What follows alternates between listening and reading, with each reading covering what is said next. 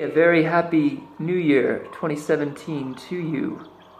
I do suspect it will be a bit of a challenging year if the headwinds of economic and geopolitical change do come to the front, as it seems they are. But that's not the primary reason I've come to speak to you today, although I do wish you a Merry New Year, a very Merry New Year. The primary focus here is going to look at some woo-woo, or perhaps the woo-woo of the woo-woo, namely subtle energy stuff and how that relates to development potentially and so forth. So the primary situation that I think we're in here is, I'll articulate this very generally. You can look to previous videos for greater articulation, but I'm arguing the second tier has a lot of relationship to green. It's more inter-individual related, and potentially more inter-objective. And that gets to some scary stuff when you think about it, if that's actually the case, particularly if humans up to this point were technology makers in many respects. We made it objective technology that we use in our hands and so forth. The next step, if this is the case, is closer and closer integration of that technology. We have this notion from the mythic tribe that, the microchip is essentially the mark of the beast, and actually I have some serious worries about some of that sort of thing, in that if we don't deconstruct the control paradigm of the first tier tool-making processes, that centralized hierarchical control that it has consolidated, then I think that microchip very well could be a means for inter-individual control in unprecedented ways. Psychic control in some important sense.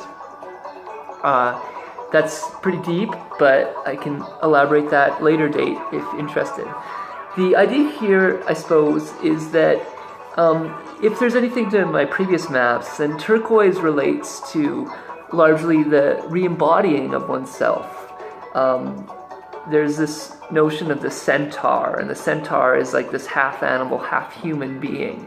And the idea is that we maintain our reason, our pluralism, or even our faith towards something higher, but we include our body.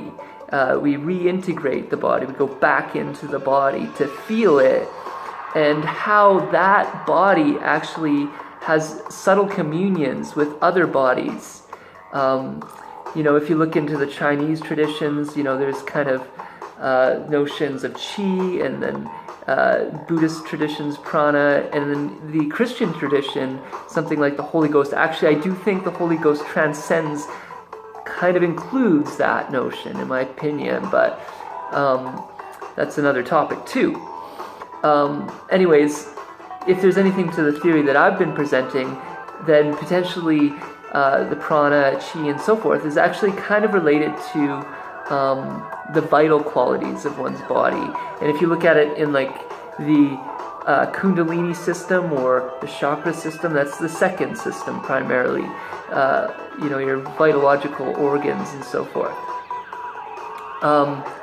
So what might come online in the near term, and we already sort of see it very close with things like virtual reality, is new kinds of sexual interactions and so forth, for better and for worse, because I think there's a lot of dangerous things, family degrading elements to that, and hopefully we can indeed maintain strong familial ties.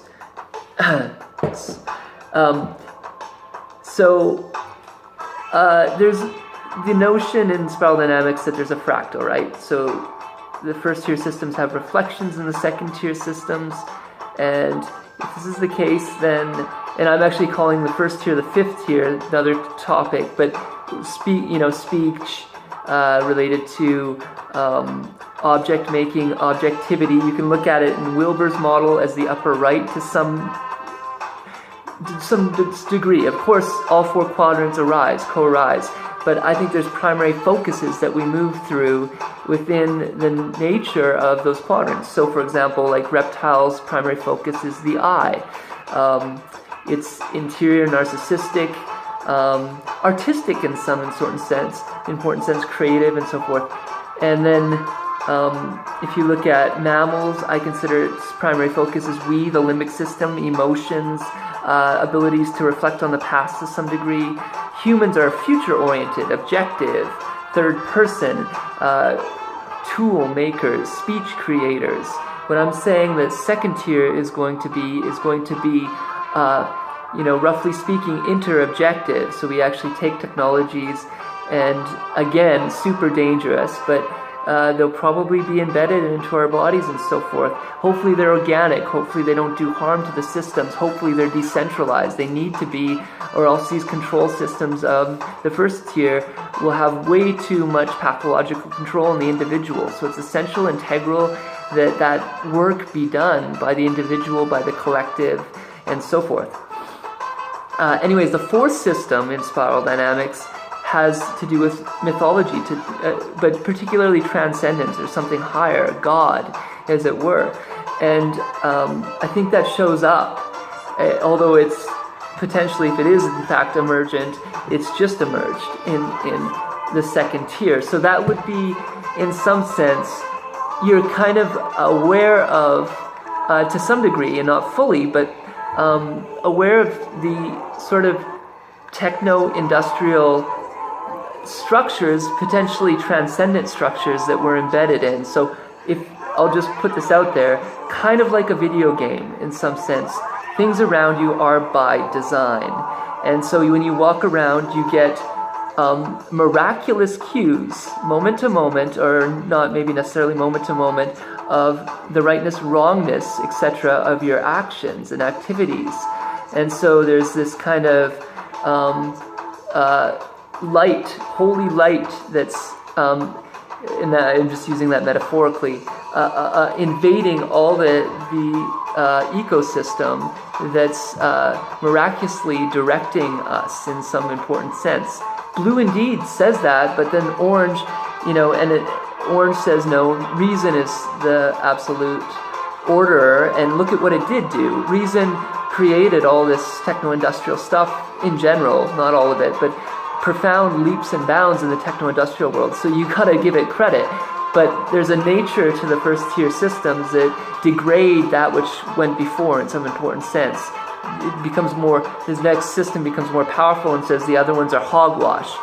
Integral systems say no, all of these have emergent qualities, all of them are important. So even if you're resting in sort of a more miraculous state, say the fourth system in the second tier, you're still open to reason and pluralism and magic and so forth. But your primary focus might be on holy, or the miraculous transcendent element of existence and so forth. Of course, this is highly speculative. I'm not saying take it for granted, but idea here: if that's the case, then you have these these seven systems, roughly speaking, if the Hindi tradition is somewhat accurate, each imbibing different distinct aspects of the human quality. Now, there's more, but these are primary systems, but to some extent. I noted the fifth one being the throat, the sixth one being the mind, and remember I noted that 666 is dangerous stuff with the microchip and so forth, and that makes perfect sense in this context here. The seventh being a transcendent system that we maybe can't reach without God intervening or some such. So if this fractaling is happening, it's happening faster and faster. The patterns build on each other and they kind of have this exponential quality to them. And you start to see the actual embedded nature of where we are as a culture within the context of this developmental landscape. 566, 6622, 711.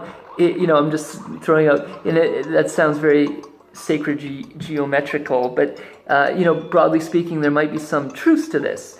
And then I think that's all kind of in the yogic power domain. What's transcendent of that is God's body, that it doesn't, it might have these primary focuses, but it's transcendent of one's own self, and interbeing then comes into play. Okay, I'm rambling. I've rambled a lot. I don't know how much that made any sense, but be well.